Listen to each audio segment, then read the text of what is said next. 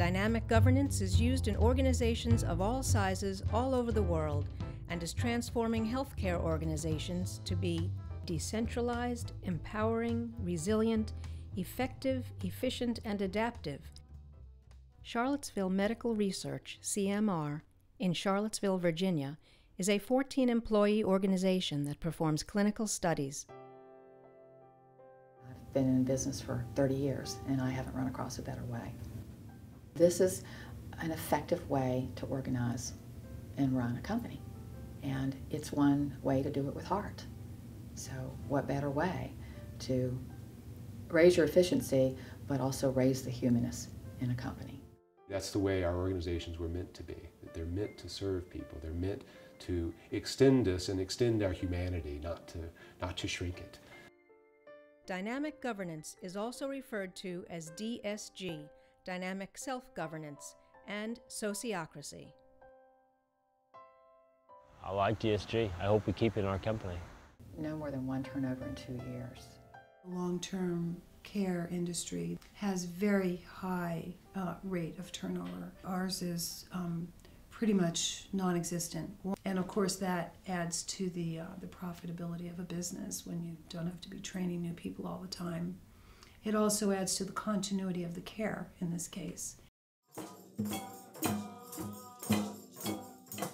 Living Well in Bristol, Vermont is an award-winning 15-bed elder care home with 14 employees. Living Well started sociocratically in 2004.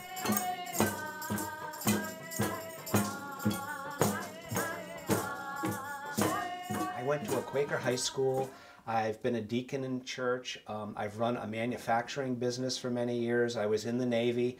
I've experienced a lot of different ways to make decisions and organize.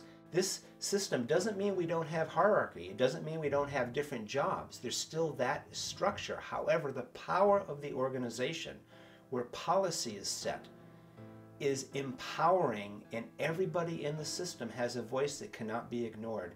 And that is hugely different than any kind of system that I've ever seen or experienced.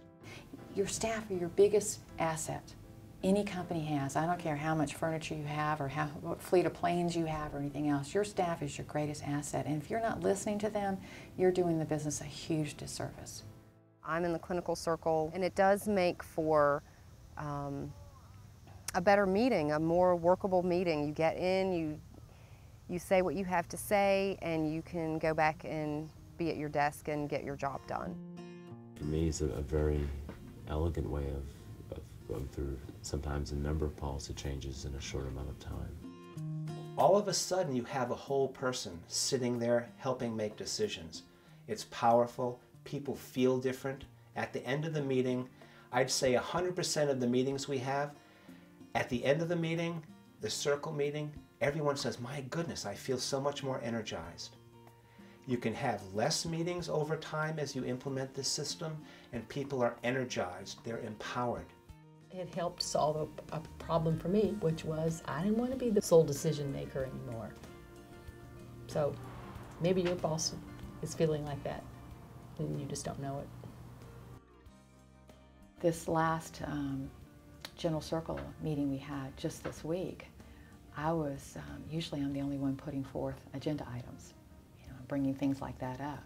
This last one, I only had one agenda item. I think there were 8 items on the agenda. I only contributed to 1. So the rest of the staff brought items that they wanted to discuss. And they were policy items. They weren't operational. So now they get it. So I'd say get DSG and read about sociocracy and just think about the changes that you can make in your own organization. You will be much stronger. It's much more fun, and you don't get burnt out, because you're not the only one who have a responsibility. That's what you need to be successful in the market. Just try it and see what happens. And don't be afraid, because you will get much more back than what you ever thought you would get back.